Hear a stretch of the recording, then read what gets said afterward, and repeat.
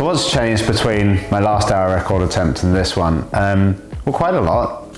For starters, I'm doing a worryingly little amount of track. I'm not on the track much at all. Probably quite alarmingly how little I am on the track. And there's method to that madness. I'm not gonna lie, it's making me a little bit nervous. Only because the last time round we did a huge amount of track and often at the expense of training. I'd do an hour on the track and we'd have like an hour time slot for the track, and I would, in that hour, probably squeeze in 30 or 40 minutes of like graft, but I'd have had to have got up at 5 a.m. to get to the track, and then the track session would finish at 9 a.m. and I'd kind of be wiped out for the rest of the day and wouldn't be able to get much quality stuff done in after that either. So doing less track and focusing on just being strong. And the reason for that is I've done a lot of track since the last hour record attempt, various aero sessions, testing sessions, the odd bit of track league, often on a pursuit bike, and every so often, and so the last time I was on the track was early this year with GB for aero stuff around Olympics, and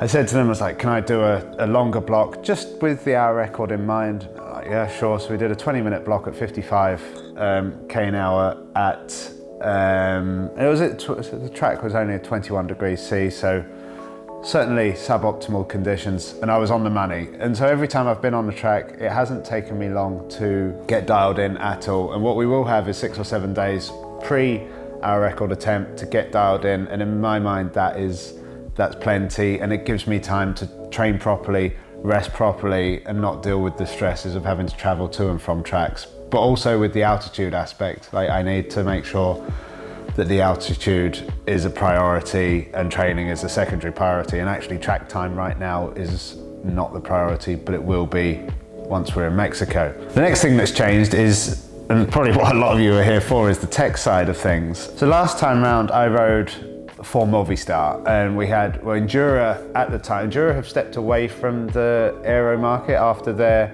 frighteningly fast encapsulator skin suit was kind of like banned by the UCI. But at the time they were at the forefront of aerodynamics, and we worked closely, and I think, back then there was 53 different suits, and really was pioneering. And the tech side of things, I guess the efforts that have gone in haven't changed. We're really working hard. It's a company called Vortec this year that are making my skin suit, and this hour record this year is not in conjunction with my trade team. We've organised it myself. My trade team, Israel Startup Nation, are a sponsor of my hour record attempt, and they do support it and are helping as much as they can, but I'm not in ISN kit. The kit I am in is predominantly red and black. We've had to source our own sponsors. And the cool thing is I can have on my arms my charity Little Bleeders, the Haemophilia Society, and sort of one of the main sponsors of the event via Pfizer, which is HemoHeroes, which is an app for young haemophiliacs to learn, and their families, and people that are not haemophiliacs, to learn about haemophilia and really sort of get to grips. And school is probably one of the hardest times for a haemophiliac, and it's to help them navigate that. It's a really cool initiative by Pfizer to create this app, and I think if you want to learn a bit more about haemophilia, or even if you've got kids, to help them learn that not everyone is born the same, and some people will have problems that you can't see and that are difficult to explain, and this will be a small way of educating them that haemophilia exists, but also that there could be other things that exist as well. So the skin suit has been designed to be optimal for the airspeed that we're doing, and the airspeed changed considerably when we decided to move from Manchester to Mexico by a good 10 kilometers an hour. So the skin suit has been optimized for, I believe it's 43 kilometers an hour, which sounds mad, and it is mad, but that's the reality of doing an hour record at altitude as opposed to doing one at sea level. However, obviously with that lack of air density comes a lack of oxygen, which is an issue. So as the power comes down, the exertion might go up a little bit. But yeah, here we are. Also on the tech side, helmet luckily my trade team, quite fortunate, and a lot of my trade team sponsors are also kind of the optimal choices for this attempt. We tested last year pre-Olympics, or this year, last year, and all the run up to pre-Olympics, we were working with the POC Temper, the Team GB's sort of UK Sports Institute helmet, and the HJC, and all were very comparable. The POC Temper, whilst it was the fastest, but it was very unreliable in terms of it was fastest when it was in an optimal position. If you moved a little bit, it basically turned into a parachute. And the HJC was fractionally underneath, but you could have a good look around. You could look down, look up, look left, look right, and it pretty much stayed quite benign. So it's a very resilient helmet, which is lucky because HJC sponsor my team, so it wouldn't have to have any awkward sponsor conversations about what's happening in the hour record. So that's the helmet and suit. The other differences as well, and certainly it's a disadvantage for Victor, is the rules on the hour record rules follow the track rules, which is why you can't have a head unit in front of you. Like, the hour record is much closer in rules and regs to a track event than it is a time trial event. So, and what they have changed on the track is they have re-allowed overshoes to be used. So I will be using overshoes, and it is not an insignificant gain to be putting overshoes on, no matter how fast your shoes and socks are, provided they're the right overshoes. So that is another change that's happened. Gearing change. I've got to go faster. That's going to mean a bigger gear. On the track there's one gear. It's a fixed wheel bike, so there's only one gear, one chainring, one sprocket. So the gearing for this year, we're sort of looking at whether to try and use a 14 sprocket to to help the chain line on the bike. But the 14 sprocket requires a huge chainring, like colossal chainring, and we've gone back to the 13.